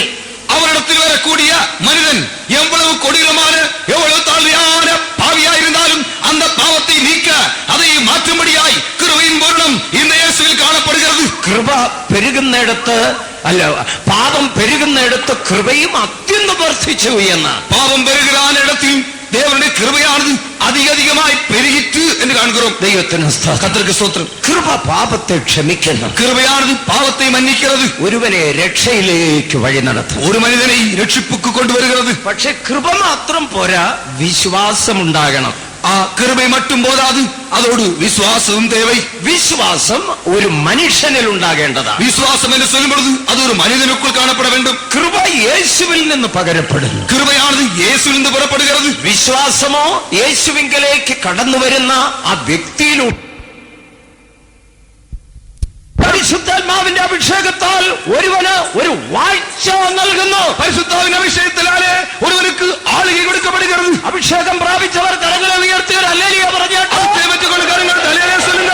ഈ കരങ്ങളെ ഉയർത്തി ഹല്ലേലൂയ പറഞ്ഞവർ മുഴുവൻ രാജാക്കന്മാരാണ്. இந்த കരങ്ങളെ ഉയർത്തി ഹല്ലേലൂയ சொன்னவர்கள் മുഴുവനും രാജാക്കളായിരിக்கிறார்கள். അവർ ദൈവ സിംഹാസനത്തിൽ ഇരിക്കുന്നു. അവർ ദേവ സിംഹാസനത്തിൽ ഇരിக்கிறார்கள். ദൈവം അവർക്കൊരു ഭരണം നൽകിയിരിക്കുന്നു. അവർക്ക് ആളുകയെ കൊടുത്തിരിக்கிறார். ദൈവം അവർക്കൊരു വാഴ്ച നൽകിയിരിക്കുന്നു. അവർക്ക് ആളുകയെ കൊടുത്തിരിக்கிறார். അഭിഷേകത്താൽ ദൈവം നമ്മെ വാഴുന്നവരാക്കി തീർക്കും. അഭിഷേകത്താൽ ദേവൻ നമ്മെ ആളക്കൂടിയവരായി മാറ്റിയിരിக்கிறார். രണ്ടാമത്, അഭിഷേകത്താൽ നമ്മെ ദൈവസഭയുടെ അംഗമാക്കുന്നു. അഭിഷേകത്താലെ ദേവൻ നമ്മെ സഭയ്ക്കുള്ളിൽ കൊണ്ടുവരുகிறார். 1 കൊരിന്ത്യർ 12:13 വായിക്കുമ്പോൾ, 1 കൊരിന്ത്യർ 12:13 വാസിക്കുമ്പോൾ, യഹൂദന്മാരോ യവനന്മാരോ ദാസന്മാരോ സ്വതന്ത്രരോ, യൂതരായാലും ഗ്രേക്കരായാലും അടിമയായാലും സ്വാധീനരായാലും നാം എല്ലാവരും ഏക ശരീരമാകുമാറ്, നാം എല്ലാവരും ഒരേ ശരീരമായി മാറുമ്പടി ഒരേ ആത്മാവിൽ സ്നാനമേറ്റും ഒരേ ആത്മാവിനെ പാനം ചെയ്തു, ഒരേ ആത്മാവിൽ ജ്ഞാനസ്നാനമേറ്റു ഒരേ ആത്മാവിൽ നാം ദാഹം തീർക്കപ്പെട്ടു. അവിടെ ഒരു ശരീരം എന്നൊരു പദം കാണാം. അങ്ങ് ഒരു ശരീരം എന്റെ വാർത്തയെ കാണുകയോ. ഒരു ശരീരം എന്ന് പറയുന്നത് ക്രിസ്തുവിന്റെ ശരീരമാം സഭ. ഇന്ന് ഒരേ ശരീരം എന്ന് ചൊല്ലുമ്പോൾ അത് ക്രിസ്തുവിന്റെ ശരീരമാകിയ സഭയെ കാണിക്കും. ഉള്ളിലായി തീരുവാൻ യഹൂദനായാലും യവനനായാലും ദാസനായാലും സ്വതന്ത്രനായാലും ഒരേ പ്രമാണം മാത്രമേ ഉള്ളൂ. இதற்குள்ளே வந்து சேரும்படியாய் யூதனானாலும் கிரேக்கனானாலும் அடிமையானாலும் சுயாதீனானாலும் இவர்கள் யாவருக்கும் ஒரே பிரமாணம் கொடுக்கப்படுகிறது. എന്താണ് വയ്ക്കപ്പെട്ടിരിക്കുന്ന പ്രമാണം? കൊടുക്കപ്പെട്ടിരിക്കുന്ന പ്രമാണം என்ன? പരിശുദ്ധാത്മാവിൽ സ്നാനമേൽക്കണം. പരിശുദ്ധാവിൽ ജ്ഞാനസ്നാനം വര வேண்டும். ആത്മസ്നാനമാണ് ഒരുവനെ തിരുസഭയുടെ അംഗമാക്കുന്നത്. ആവിക്കുரிய ജ്ഞാനസ്നാനത്തിനാലേ ആവിക്കുரிய ജ്ഞാനസ്നാനമാണത് ഒരുവനെ ക്രിസ്തുവിന്റെ ശരീരമായ സഭയിൽ അവയവമായി മാറ്റുകയും നിങ്ങൾ പരിശുദ്ധാത്മാവിനെ പ്രാപിച്ചിട്ടില്ലെങ്കിൽ ഇതുവരെയും ക്രിസ്തുവിന്റെ സഭയിലായിട്ടില്ല. നിങ്ങൾ പരിശുദ്ധാവിയെ പെരാവിട്ടാൽ ഇതുവരെ ക്രിസ്തുവിന്റെ സഭയിൽ വന്ന് ചേരവില്ലേ. ഒരുപക്ഷെ TPM-ലായിരിക്കും, ഒരുവേളை நீங்கள் TPM വന്നിരിക്കக்கூடும், അല്ലെങ്കിൽ വേറെ ഏതെങ്കിലും ഒരു സഭയിലായിരിക്കും, ഇല്ലാവട്ടെ വേറെ ഏதாவது സഭയിൽ അംഗം വഹിക്കக்கூடும். ദൈവസഭയിലാകണമെങ്കിൽ പരിശുദ്ധാത്മാവിനാൽ നിറയപ്പെടണം. ദേവന്റെ സഭയിൽ നിങ്ങൾ വരവേണമാനാൽ നിങ്ങൾ പരിശുദ്ധാവിൻ അഭിഷേകത്തെ പെற வேண்டும். ഈ ദാനത്താൽ ലഭിക്കുന്ന മറ്റൊരു അനുഗ്രഹം, ഈ വരത്തിനാലെ கிடைக்கக்கூடிய മറ്റൊരു ആശീർവാദം, പരിശുദ്ധാത്മാവിന്റെ അഭിഷേകം നമ്മെ ദൈവപുത്രന്മാരാക്കി തീർക്കുന്നു. இந்த പരിശുദ്ധാവിൻ അഭിഷേകമാனது നമ്മை ദേവപുത്രர்களாய் മാറ്റുகிறது. ലോകത്തിൽ ഒരു മനുഷ്യന് ലഭിക്കാവുന്ന ഏറ്റവും വലിയ പദവിയാണത്. ഉലകത്തിൽ മനുഷ്യർക്ക് கிடைக்கக்கூடிய പദവികളിൽ வைத்து பார்க்கும்போது மிகவும் மேன்மையான പദവിയായിരിക്കുന്നത് ഇത്. പ്രപഞ്ച സൃഷ്ടാവായ ദൈവത്തിന്റെ പുത്രനായി തീരുക, മുഴു ഉലകത്തിൻ സൃഷ്ടിതാന ദേവനുடைய കുമാരനായി പുത്രനായി മാറുന്നത്. ഈ ലോകത്തിലെ വലിയ രാജ്യങ്ങളുടെ ഉന്നത തലങ്ങളിൽ ഇരിക്കുന്ന ഭരണകർത്താക്കളെ കുറിച്ചൊക്കെ നിങ്ങൾ കേട്ടിട്ടുണ്ട്. ഉലകത്തിരിക്കக்கூடிയതാണ് രാജ്യത്തിൽ ആളുകിക്കൂടങ്ങളിൽ മുതൽ സ്ഥാനം വഹിക്കக்கூடிய തലവകളെ കുറിച്ച് നിങ്ങൾ കേട്ടിരിപ്പീர்கள். നമുക്ക് പലപ്പോഴും ചിന്ത വന്നിട്ടുണ്ട്, അവരുടെ മക്കളായി ജനിക്കാൻ പറ്റിയില്ലല്ലോ എന്ന്. നാം പല നേരങ്ങളിൽ ചിന്തിത്തിരിக்கிறோம், അവരുടെ പിള്ളകളായി പിറപ്പதற்கு നമുക്ക് ഭാഗ്യം கிடைக்கவில்லை என்று. ഇന്ദിരാഗാന്ധിയുടെ മകളായി ജനിക്കാൻ എനിക്ക് പറ്റിയില്ലല്ലോ, ഇന്ദിരാഗാന്ധിയുടെ മകളായി പിറക്ക് എനിക്ക് ഭാഗ്യം கிடைக்கவில்லை. രാജീവ് ഗാന്ധിയുടെ മകനായി ജനിക്കാൻ എനിക്ക് പറ്റിയില്ലല്ലോ, രാജീവ് ഗാന്ധിയുടെ മകനായി പിറക്ക ഭാഗ്യം கிடைக்கவில்லை. അവരോടൊന്ന് ചോദിക്കണം, ഇതൊരു വലിയ ഭാഗ്യമാണോ? അവളെ பார்த்து കേളുங்கள், ഇതൊരു பெரிய ഭാഗ്യമായെന്ന്. അവര് തന്നെ പറയും, ഇതൊരു വലിയ ശാപമാണ്. അവർ சொல்வார்கள், ഇതൊരു பெரிய சாபமாயிருக்கிறது. സ്വാതന്ത്ര്യമായി കുളിക്കാൻ പോലും പറ്റിയല്ലെന്ന് അവിടെയും പട്ടാളക്കാർ നോക്കുമായിരിക്കും. സ്വാധീനമായി കുളിക്കവും മുടിയാതെ അങ്ങേയും പോർ സേവകர்கள் இருக்கிறார்கள். ഭക്ഷണം കഴിക്കുന്നിടത്തും പട്ടാളക്കാരും കരിമ്പൂച്ചകൾ എന്നാ പറഞ്ഞു നിൽക്കുക. ആഹാരം ഭുഷിക്കக்கூடிய മേശയെ ചുറ്റിലും பார்த்தாൽ അങ്ങേയും കറുപ്പ് പൂനകൾ. അവര് ശ്വാസം മുട്ട് കാണുന്ന, സ്വാതന്ത്ര്യമായി കൂട്ടുകാരോടൊപ്പം കളിക്കാൻ പോലും പറ്റുന്ന, അവരുടെ ശ്വാസം ശരിയായ വിധത്തിൽ പോകുവതില്ലേ, അവരുടെ നண்பர்களிடത്തിൽ பேசவும் ഉറവാട முடியவில்லை. ഈ ലോകത്തിൽ ഒരു വലിയ മനുഷ്യന്റെ മകനായി ഇരിക്കുന്നത് ശ്വാസം മുട്ടൽ കൊണ്ടുവരത്തേ ഉള്ളൂ. ഉലകത്തിൽ ഒരു പെരിയ മനുഷ്യനായി നിൽക്കുന്നതാക കാരണം പോലുമ്പൊഴുത് അത് മൂച്ചു മുട്ടக்கூடிய ഒരു അനുഭവമായിരിക്കും. എന്നാൽ ദൈവം നമുക്ക് വലിയൊരു പദവി തന്നിരിക്കുന്നു. ஆனால் தேவன் நமக்கு ஒரு பெரிய பதவியை தந்திருக்கிறார். ദൈവപുത്രന്മാരാക്കിയിരിക്കുന്നു, ദേവപുത്രരായി മാറ്റിയിരിக்கிறார். പ്രപഞ്ച സൃഷ്ടാവായ ദൈവത്തിന്റെ പുത്രനായി തീരുവാൻ ഭാഗ്യമുണ്ടായി. പ്രപഞ്ചത്തെ സൃഷ്ടിച്ചാണ് അന്ന് ദേവന്റെ പുത്രനായി മാറக்கூடிയതാണ് ശ്ലാഘ്യം നാം വെച്ചിരിக்கிறோம். ആ ഭാഗ്യം അഭിഷേകത്താലാണ് ലഭിക്കുന്നത്. அந்த ഭാഗ്യത്തെ ശ്ലാഘ്യത്തെ പരിശുദ്ധാവിനാൽ വെച്ചുകൊള്ളുகிறோம். അതുകൊണ്ടാണ് പൗലോസ് അപ്പോസ്തലൻ പറയുന്നത്, പൗലോസ് അപ്പോസ്തലൻ പറയുகிறார், നാം ഇനി ദാസന്മാരല്ല, നാം ഇനി അടിമകളല്ല. അപ്പാ പിതാവേ എന്ന് വിളിക്കുന്ന സുപുത്രന്റെ ആത്മാവിനെ അവൻ നമുക്ക് തന്നിരിക്കുന്നു. അപ്പാ പിതാവേ എന്ന് കൂപ്പിടപ്പെടും സ്വന്തം പിതാവിനുடைய ആവിയെ നാം വെച്ചിരിக்கிறோம். ദൈവത്തിന് സ്തോത്രം. നമുക്ക് ദൈവത്തെ നോക്കി പിതാവേ എന്ന് ധൈര്യത്തോടെ വിളിക്കാം. ഇപ്പോഴത്തെ നമുക്ക് ദേവനെ നോക്കി പിതാവേ എന്ന് ധൈര്യമായി കൂപ്പിടലാം. കാരണം ആ ബന്ധത്തിലേക്ക് പരിശുദ്ധാത്മാവ് നമ്മെ കൊണ്ടുവന്നിരിക്കുക. കാരണം എന്നാൽ അന്ത ഉറവിൽ പരിശുദ്ധാവിയാണ് നമ്മെ കൊണ്ടുവന്നിരിക്കുക. ആ ബന്ധത്താൽ വലിയൊരു അവകാശം നമുക്കുണ്ടാകുന്നു. അന്ത ഐക്യത്തിനാലെ ഒരു വലിയ സ്വതന്ത്രം നമുക്കുണ്ടാകുന്നത്. ഏ കാര്യം മാത്രം ഞാൻ ഉറപ്പിക്കാം, ഒരു കാര്യത്തെ ഞാൻ പൊട്ടുகிறேன். നിങ്ങൾക്കൊരു മകൻ ഉണ്ടെന്നിരിക്കട്ടെ, ഉങ്ങൾക്കൊരു മകൻ ഇരുപ്പാൻ வைத்துக் கொள்ளுங்கள். 5 വയസ്സ് പ്രായമുള്ള ഒരു മകൻക്ക് 5 വയസ്സ് പ്രായമുണ്ട്. അവന് സ്കൂളിൽ പോകാനായിട്ട് ഡ്രസ്സൊക്കെ ചെയ്ത് ബാഗും തോളെ തൂക്കിയിട്ട് വെളിയിലോട്ട് ഇറങ്ങിയോ പപ്പായുടെ അടുക്ക പറയും, എനിക്ക് 5 രൂപ വേണം. അവൻ പള്ളിക്കൂടத்துக்கு പോകുമ്പடியாய் அவன் வஸ்திரமெல்லாம் தரித்து அந்த ஸ்கூல் பேக் எல்லாம் போட்டு அவன் வெளியில இறங்கினொழுது அந்த தகப்பனை பார்த்து சொல்கிறான், 5 ரூபாய் எனக்கு தேவை. ചോദിക്കുകയാണ്, മോനെ എന്തിനാടാ നിനക്ക് പൈസ? இந்த தகப்பன் கேட்கிறார், மகனே உனக்கு 5 ரூபாய் பணம் எதற்கு? എനിക്ക് ചോക്ലേറ്റ് മേടിക്കാൻ. எனக்கு சாக்லேட் வாங்க வேண்டும். ഇപ്പൊ പണമില്ല, തരാൻ പറ്റത്തില്ല. இப்பொழுது பணம் இல்லை, தர முடியாது. തന്നേ പറ്റത്തുള്ളൂ. அப்பொழுது இவன் சொல்கிறான், കൊടുത്തേ ആക வேண்டும். ഇവൻ പെരിയ ബാഗ് അങ്ങോട്ട് താത്തു വെച്ചേച്ചത് നേരെ അങ്ങോട്ട് നിന്നിട്ട് 5 രൂപ തരാതെ ഞാൻ പോകത്തില്ലെന്ന് அவன் அங்கே தன்னுடைய புஸ்தக அந்த பையை இறக்கி வைத்த பிற்பாடு தகப்பனிடத்தில் சொல்கிறான், 5 ரூபாய் கொடுக்காவிட்டால் நான் போக மாட்டேன். നിവൃത്തിയില്ലാതെ അപ്പനകത്ത് പോയി ഷെൽഫ് തുറന്ന് 5 രൂപ എടുത്തുകൊണ്ട് കൊടുത്തിട്ടേ അവൻ പോകും. கஷ்டப்பட்டு தப்பிக்க முடியவில்லை தகப்பனாரல். ஆனபடினால் உள்ளே சென்று அவர் திறந்து 5 ரூபாய் எடுத்து கொடுத்த பிற்பாடு அவன் சொல்கிறான். അധികം കഴിയുന്നതിന് മുമ്പ് ഒരു ഭിക്ഷക്കാരൻ വീടിന്റെ വാതിൽക്ക വന്നു. அடுத்து கொஞ்சம் கழிந்த பிற்பாடு கொஞ்ச நேரத்துக்குள்ளாக ஒரு பிச்சைக்காரன் வாசலில் நிற்கிறான். അമ്മ വല്ലതും തരണേ. அம்மா ஏதாவது கொடுங்க. അകത്തുനിന്ന് മറുപടി ഇവിടെ ഒന്നും ഇല്ല. உள்ளே இருந்து பதில் வருகிறது, இங்கே ஒன்றுமில்லை. ഒരു ഭിക്ഷക്കാരൻ പറയാ മര്യാദയ്ക്ക് 5 രൂപ വന്നോണോ, ഇല്ലേ ഞാൻ പോകത്തില്ലെന്ന്. பிச்சைக்காரன் வெளியே வந்து சொல்லுகிறான், மரியாதைக்கு 5 ரூபாய் தர வேண்டும், இல்லாவிட்டால் நான் போக மாட்டேன் എന്ന് പറയോ? அப்படி சொல்ல முடியும்? പറഞ്ഞാ കൊടുക്കുവോ? 2 കൊടുക്കാൻ നിശ്ചയിച്ചാൽ അതുപോലും കൊടുക്കുകയില്ല. ஏதாவது கொடுக்க நினைத்தாலும் இந்த வார்த்தை கேட்கும் பொழுது ஒன்றும் கொடுக்க மாட்டார்கள். ഇതാ അതിന്റെ ഇതിന്റെ വ്യത്യാസം. பாருங்கள், இது ரெண்டுக்கும் உள்ள வித்தியாசத்தை பாருங்கள். കൊച്ചൻ പറയാണ് പപ്പാ 5 രൂപ തന്നോണം, ഇല്ല ഞാൻ പോവുകയില്ല. இந்த மகன் சொல்லுகிறான், அப்பா 5 ரூபாய் தர வேண்டும், இல்லாவிட்டால் போக மாட்டேன். ഇതാണ് മക്കളും പിതാവും തമ്മിലുള്ള ബന്ധം. இதுதான் பிள்ளைகளுக்கும் தகப்பனுக்குரியதான உறவு, ஐக்கியம். നാം ദൈവപുത്രന്മാരായി തീരുന്നതിനാൽ ദൈവത്തോട് ചോദിക്കാൻ നമുക്കൊരു അവകാശമുണ്ടാകും. நாம் தேவகுமாரர்களாய் மாற்றப்பட்டபடினால் தேவனிடத்தில் கேட்கும்படியாய் ஒரு புத்திர சுவிகாரத்தினுடைய உரிமை நமக்கு இருக்கிறது. അപ്പാ നീ എന്നെ സൗഖ്യമാക്കണം, தகப்பனே என்னை நீ குணமாக்கும், എന്നെ നീ അനുഗ്രഹിക്കണം, என்னை நீ ஆசீர்வதியும், നന്മയുടെ വഴി എനിക്കായി തുറക്കണം, நன்மையின் வாசல் எனக்காய் திறந்தரணும், എന്റെ കുഞ്ഞുങ്ങളെ അനുഗ്രഹിക്കണം. பிள்ளைகளை ஆசீர்வதித்தரணும். ദാസനെ പോലെ യാചിക്കുകയല്ല, പുത്രനെ പോലെ അവകാശപ്പെടുകയാണ്. அடிமையை போல வேண்டிக் கொள்வதில்ல, குமாரனை போல உரிமை பாராட்டுவது. അഭിഷേകത്താൽ ഈ പദവി ദൈവം നമുക്ക് തന്നിരിക്കുന്നു. அபிஷேகத்தாலே இந்த வாக்கியத்தை நமக்கு தந்திருக்கிறார். നമുക്ക് ധൈര്യത്തോടെ ഇന്ന് രാത്രിയിൽ ദൈവത്തെ നോക്കി പിതാവേ എന്ന് വിളിക്കാം. இந்த இரவிலே தைரியமாக ஆண்டவரை நோக்கி பிதாவே என்று கூப்பிடலாம். അവൻ നമ്മെ പുത്രന്മാരാക്കിയിരിക്കുന്നു. அவர் நம்மை புத்திரர்களாய் மாற்றியிருக்கிறார். ഹല്ലേലൂയ. ദൈവത്തിന് സ്തോത്രം. ഈ ദാനത്താൽ പിന്നെയും അനുഗ്രഹങ്ങളുണ്ട്. இந்த வரம், இந்த ஈவினாலே இன்னும் அநேக ஆசீர்வாதங்கள் ഈ கிடைக்கிறது. ദാനത്താൽ ജയജീവിതം ഉണ്ടാകുന്നു. இந்த ஈவு, இந்த வரத்தினாலே ஜெய ஜீவிதத்தை பெற்றுக் கொள்ள முடியும். അതാണ് അവൻ പറയുന്നത്, അവൻ വാഴുന്നു. அதுபடிதான் சொல்லப்படுகிறது, ஆளுவார்கள். അവനെ സിംഹാസനത്തിൽ ഇരുത്തിയിരിക്കുന്നത് വാഴുവാൻ വേണ്ടിയാണ്. சிங்காசனத்தில் அவர்களை உட்கார வைத்தது ஆளுகை செய்யும்படி. ആ വാഴ്ച ജീവനിലാണ്.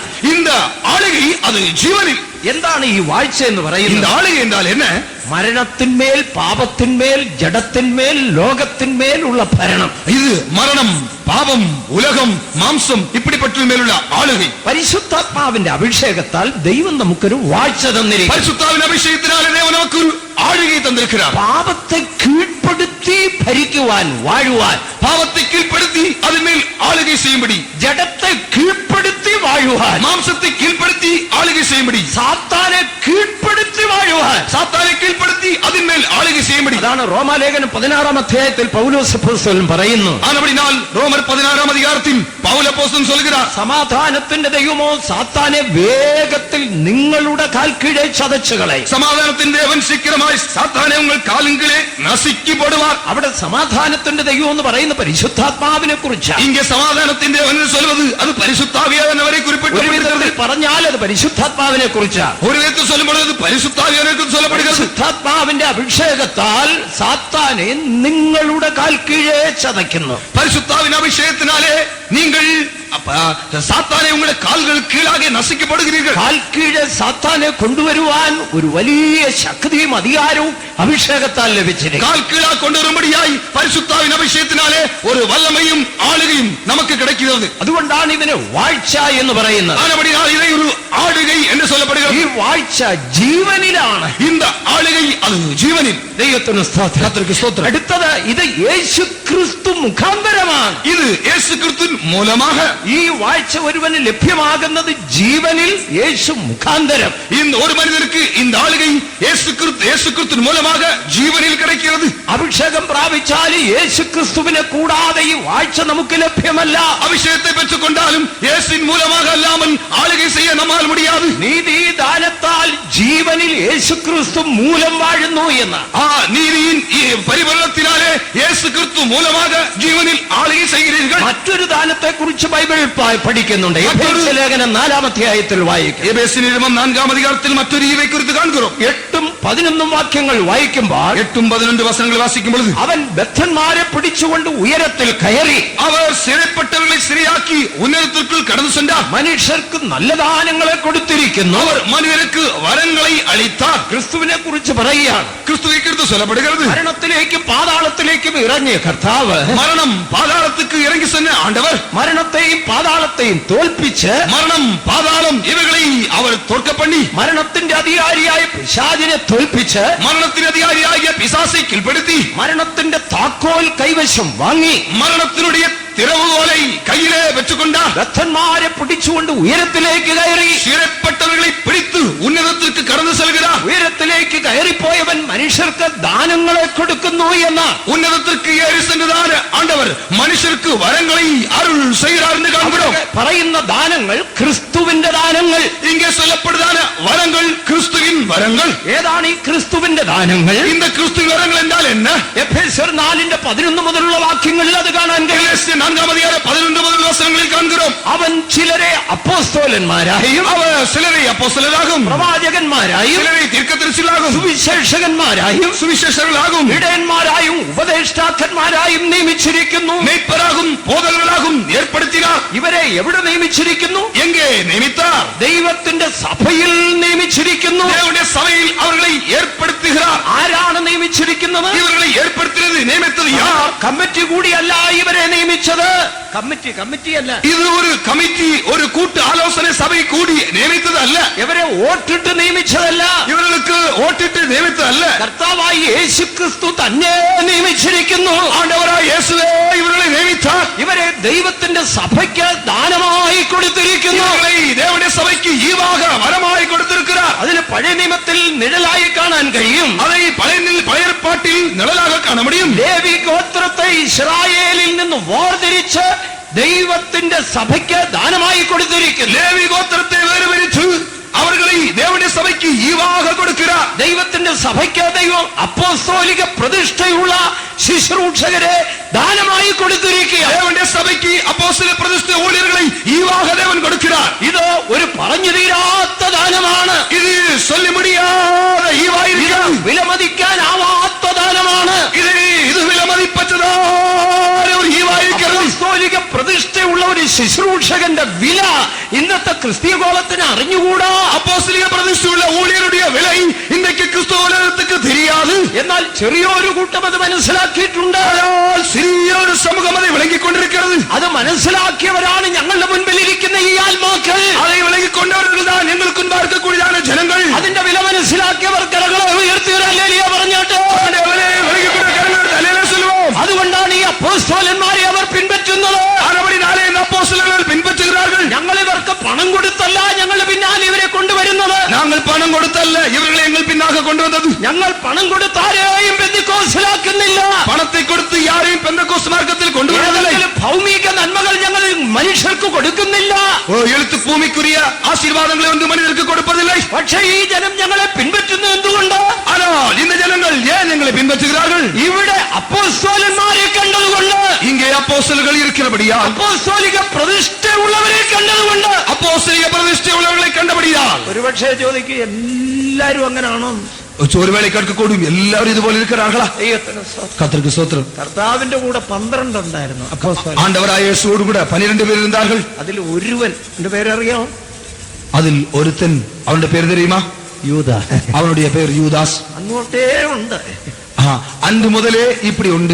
അപ്പോസ്തലന്മാരുടെ കാലത്തും ഉണ്ട് അങ്ങനെ അപ്പോസ്തലരുടെ കാലത്തിലും ഇരുന്നത് ചിലർ തങ്ങളുടെ നല്ല മനസാക്ഷി തള്ളിക്കളഞ്ഞവരുടെ വിശ്വാസ കപ്പൽ തകർന്നുപോയി ചിലർ തങ്ങളുടെ നല്ല മനസാക്ഷി തള്ളിവിട്ട് വിശ്വാസ കപ്പലെ സേതപ്പെടുത്തിനാர்கள் ഹുമനയോസും അലക്സാണ്ടറും ആ കൂട്ടത്തിൽപ്പെട്ടവരാണ് ഇമനെയും അലക്സാണ്ടറും അന്ത കൂട്ടത്തിൽ ഉൾപ്പെട്ടവர்கள் മറ്റൊരാളിനെ കുറിച്ച് പറയുക മറ്റൊരു നബരെ കുറിച്ച് ചൊല്ലപ്പെടുகிறது ദേമാസ് ഈ ലോകത്തെ സ്നേഹിച്ച് തെസലോനിക്കയിലേക്ക് പോയത് ദേമ ഈ ഉലകത്തെ നേസിത്ത് അവൻ തെസലോനിക്കയ്ക്ക് പോയി വിട്ടാൻ അങ്ങനെ ഒരു കൂട്ടർ ഇങ്ങനെ പൊക്കൊണ്ടിരിക്കുക ഇപ്പടി അപ്പടി ഒരു ചിലർ ഇപ്പടി പോകുகிறார்கள் കർത്തർക്ക് സ്തോത്രം ഈ അടുത്ത സമയത്ത് ഞാനിരുന്ന് പ്രാർത്ഥിക്കുമ്പോൾ ചില സന്ദർഭങ്ങൾ ചില പ്രത്യേക അവസരങ്ങൾ പ്രാർത്ഥിക്കുമ്പോൾ അടുത്ത സമയങ്ങളിൽ ഞാൻ ചില കുറിക്കപ്പെട്ട സന്ദർഭങ്ങളിൽ ജപിത്ത പൊഴുത് കർത്താവേ എന്ന് ഇങ്ങനെ കരഞ്ഞുകൊണ്ടിരിക്കുമ്പോൾ ആണ്ടവരെ എന്ന് ഞാൻ കണ്ണീർ വിട്ട് അഴുത പൊഴുത് ദൈവത്തിന്റെ ആത്മാവ് എനിക്കൊരു കാര്യം ഓർപ്പിച്ചു തന്നു ദൈവന്റെ ആവിയാൻ എനിക്ക് ഒരു കാര്യത്തിന് എന്നെപ്പൊട്ടിനാർ വെളിപ്പാട് പുസ്തകം 12-ാം അധ്യായത്തില് വെളിപ്പെടുത്തൽ 12-ാം അധികാരത്തിൽ ആകാശത്തിലെ നക്ഷത്രങ്ങളെ പോലെ ശോഭിക്കുന്ന ചിലരെ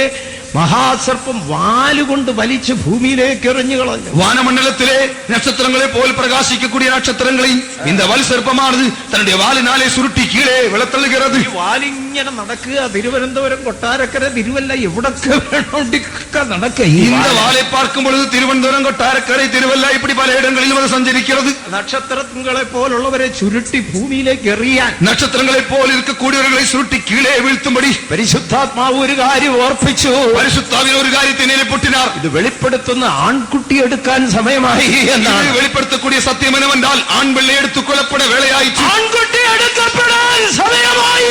ஆண் பிள்ளை எடுத்துக் கொள்ளப்படும்படியான வேலை സമയമായിற்று. ഒരു കൂട്ടർ വലിച്ച മഹാസർപ്പത്തിന്റെ വാലുകൊണ്ട് ചുരുട്ടി വലിച്ച് ഭൂമിയിലേക്ക് എറിയപ്പെടുമ്പോൾ, ഒരു കൂട്ടം പേർ அந்த വത്സരപ്പത്തിൻ വാലിനാലെ ഇഴുത്ത് കീഴേ ഭൂമിയിൽ തള്ളപ്പെടും പൊழுது മറ്റൊരു കൂട്ടർ മുകളിലേക്ക് കുതിക്കുന്നു. മറ്റൊരു കൂട്ടത്താർ ഉന്നതത്തിക്ക് നേരായി കുതിக்கிறார்கள். സിംഹാസനത്തെ ലക്ഷ്യമാക്കി കുതിക്കുന്നു. അവർ സിംഹാസനത്തെ ആധാരമാക്കി പോകുகிறார்கள். ജയം പ്രാപിച്ച ആൺകുട്ടി, ജയം കൊണ്ട ആൺപിള്ളை. ഒരു കൂട്ടർ താഴേക്ക്, ഒരു കൂട്ടം ജനങ്ങൾ കീഴേ പോകുகிறார்கள். ഒരു കൂട്ടർ സിംഹാസനത്തിലേക്ക്, സിംഹാസനത്തിലാക്കി നമുക്ക് മുകളിലേക്ക് കുതിക്കാം. മേലെ നോക്കി കുതിപ്പാം. സിംഹാസനത്തെ ലക്ഷ്യമാക്കി കുതിക്കാം. സിംഹാസനത്തെ നോക്കി കുതിപ്പാമ. നമുക്ക് ആൺകുട്ടിയായി തീരണം. നാം ആൺപിള്ളയായി മാറ വേണ്ടും. അതിനുവേണ്ടിയാണ് സിംഹാസനത്തെ ആത്മാവിനാൽ കാണിച്ചു തരുന്നത്. ആനവടിനാലെ സിംഹാസനത്തെ ആവിനാലെ കാണിക്கிறார். 12 പേരിൽ ഒരുത്തൻ വീണുപോയി. 12 പേരിൽ ഒരുവൻ വിழுந்து വിട്ടാൻ. ഒരു കൂട്ടർ വീണുകൊണ്ടേയിരിക്കും. ഒരു കൂട്ടർ വിழுந்து വിടക്കൂടും. ദൈവത്തിന് കർത്തർക്ക് സ്തോത്രം. എന്നാൽ ഇന്നും സത്യത്തിനു വേണ്ടി നിൽക്കുന്നവരുണ്ട്. ஆனால் இன்னைக்கும் சத்தியத்துக்காக நிற்கிறவர்கள். യേശുവിനോട് കൂടെ 11 പേരുണ്ടായിരുന്നു. യേശുവോട് കൂടെ 11 പേർ നിன்றார்கள். ദേമാസ് ഈ ലോകത്തെ സ്നേഹിച്ച തെസ്സലോനിക്കയിലേക്ക് പോയി. ഈ ഉലകത്തെ നേസിத்து തേമാ ആ തെസ്സലോനിക്കയ്ക്ക് പോയിവിട്ടാൽ തീത്തോസിനോട് പൗലോസ് എന്താ എഴുതുന്നത്? ஆனால் தீத்துவுக்கு பவுல் என்ன எழுதுகிறார்? തിമോത്തിയോസിനോട് എന്താ എഴുതുന്നത്? தீமோத்தேயுக்கு என்ன எழுதுகிறார்? നീയോ നല്ല പോർ പൊരുത് നിത്യജീവനെ പിടിച്ചു. നീയോ നല്ല പോരാട്ടത്തെ പോരാടി നിത്യജീവനെ പറ്റിക്കൊൾ. വിശ്വാസത്തിൽ നിജപുത്രൻ എന്നാണ് അവനെ സംഭവം. വിശ്വാസത്തിൽ ഉത്തമപുത്രൻ എന്ന് ഇവരെ കുറിച്ച് പൗൽ சொல்கிறார். ഇന്നും പ്രതിഷ്ഠയെ സൂക്ഷിച്ച് ജീവിക്കുന്നവർ ഉണ്ട്. ഇന്നേക്കും പ്രതിഷ്ഠയെ പാതുകാത്ത് ജീവിക്കുന്നവരുണ്ട്. പരിശുദ്ധത്തിന് വേണ്ടി നിൽക്കുന്നവരുണ്ട്. ശുദ്ധத்துக்காக നിലനിൽക്കുന്നവരുണ്ട്. അതുകൊണ്ടാണ് ഈ ജനം ഞങ്ങളെ പിൻപറ്റുന്നത്.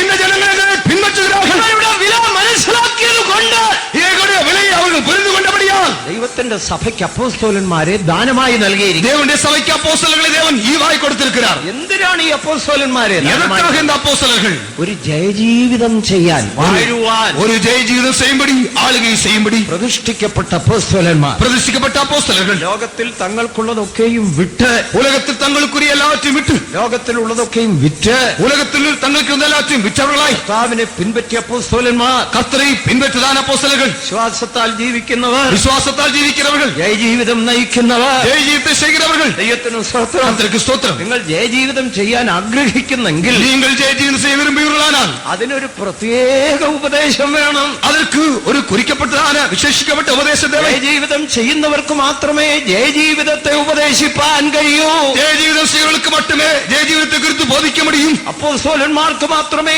ജയജീവിതത്തെ ഉപദേശിപ്പാൻ കഴിയൂ. അപ്പോസ്തലർക്ക് മാത്രമേ ജയജീവിതത്തെ കുറിച്ച് പ്രസംഗം பண்ண முடியும். അതിനായിട്ടാണ് അപ്പോസ്തലിക കൂട്ടായ്മയിലേക്ക് കടന്നു വരേണ്ടത്. ആനവടിനാൽ നിങ്ങൾ അപ്പോസ്തലിക ഐക്യത്തിലേക്ക് വര വേണ്ടിയിരിക്കുന്നത്. നീതിദാനത്തിന്റെ സമൃദ്ധി ലഭിച്ചവർ നീതിயின் ஈவாகிய பரிமாணத்தை பெற்றுக்கொண்டு ഏറ്റവും അധികം ജീവനിൽ വാഴും. மிகவும் அதிகமான ஜீவனில் ஆளுகை செய்வார்கள். ഈ ആത്മീക സിംഹാസനത്തിൽ ഇരിക്കുന്നവർ, இந்த ஆவிக்குரிய சிங்காசனத்தில் வீற்றிருக்கிறவர்கள் അധികം താമസിയാതെ ദൈവ സിംഹാസനത്തിലേക്ക് എടുക്കപ്പെടാൻ പോവുകയാണ്. அதிகம் தாமதமில்லாமல் தேவ சிங்காசனத்துக்கு எடுத்துக்கொள்ளப்பட போகிறார்கள். വെളിപ്പാട് 3:21 വെളിപ്പെടുത്തിയ വിശേഷം 3:21 ജയിക്കുന്നവന് ഞാൻ എന്നോടുകൂടെ എന്റെ സിംഹാസനത്തിൽ ഇരിപ്പാൻ വരം നൽകും. ജയം കൊള്ളുகிறவன் எவனோ அவர் என்னுடைய சிங்காசனத்தில் உட்காரும்படி நான் அவருக்கு அருள் செய்வேன். ആൺകുട്ടി സിംഹാസനത്തിലേക്ക് എടുക്കപ്പെട്ടു.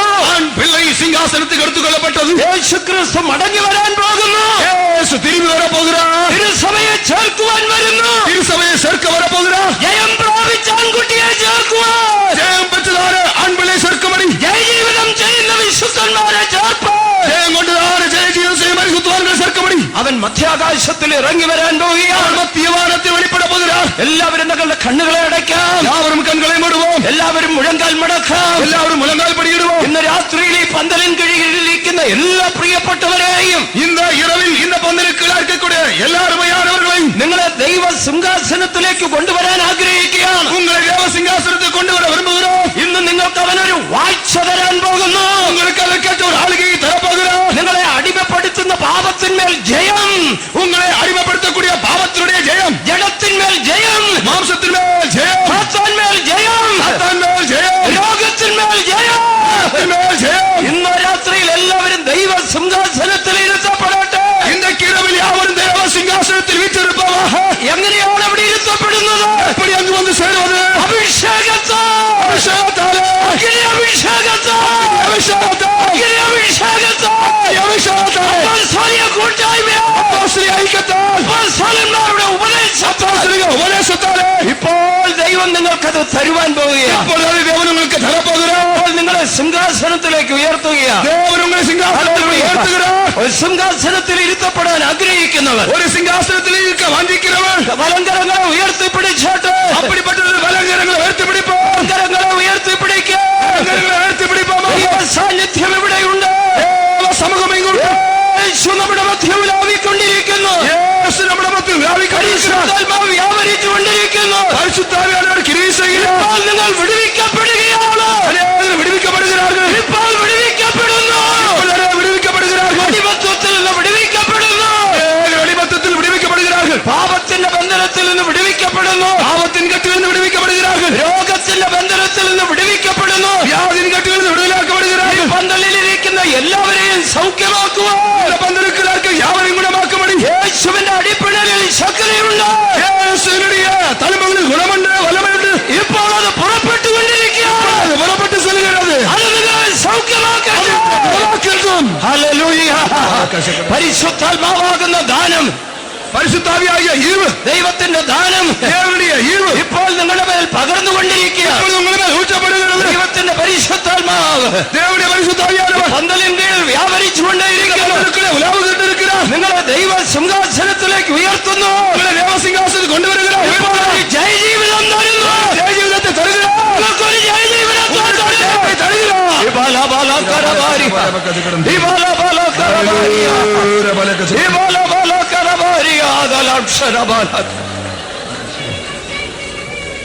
പുതിയ കൃപ, പുതിയ സന്തോഷം, ആമേൻ. പുതിയ ശക്തി, പുതിയ കൃപ, ആമേൻ. ഹല്ലേലൂയ.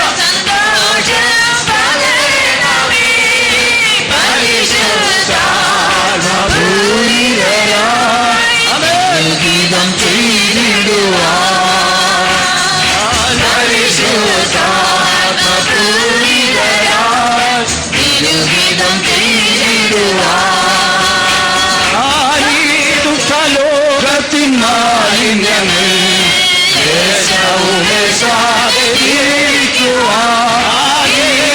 ലോകത്തിൻ മാലിന്യങ്ങൾ ലോകത്തിൻ മാലിന്യങ്ങൾ വരുമഴവിൽ ജയം പ്രാപിക്കുവാൻ അഭിതബലം തരണേ. വരുമഴവിൽ അഭിതബലം തരണേ. പുതിയ സന്തോഷം പകരണമേ. പുതിയ ശക്തി, പുതിയ സന്തോഷം പകരണമേ.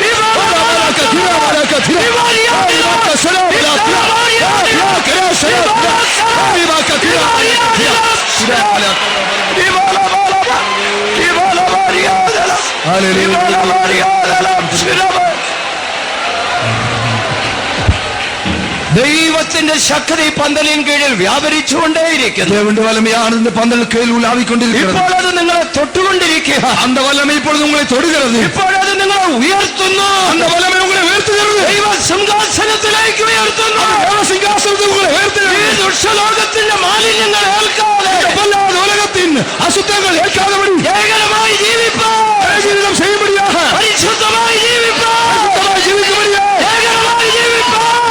ஜீவிக்கும்படி ദൂരബാല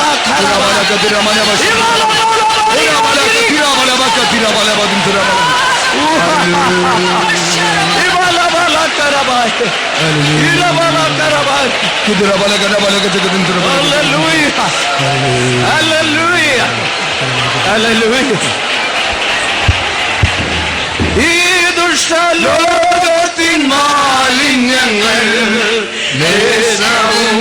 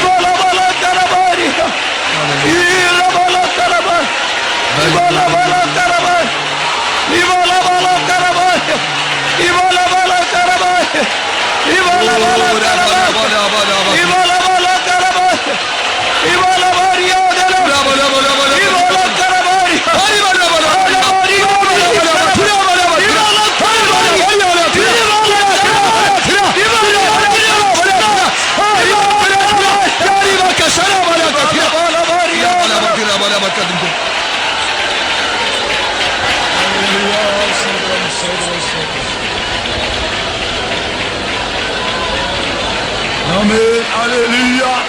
Hallelujah. Hallelujah. Hallelujah. Hallelujah. Hallelujah.